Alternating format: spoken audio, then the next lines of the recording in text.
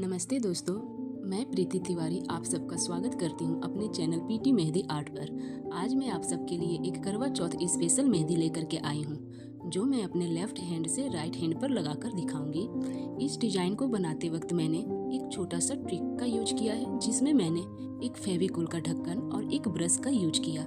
इसके यूज से डिजाइन का कर्व और लाइन बहुत ही नीट और परफेक्ट बन गया। यह एक सिंपल सा हैक है जिसे आप भी घर पे आसानी से ट्राई कर सकते हैं, चाहे आप बिगनर ही क्यों ना हो। यह मेहंदी का डिजाइन करवा चौथ के लिए बिल्कुल परफेक्ट है।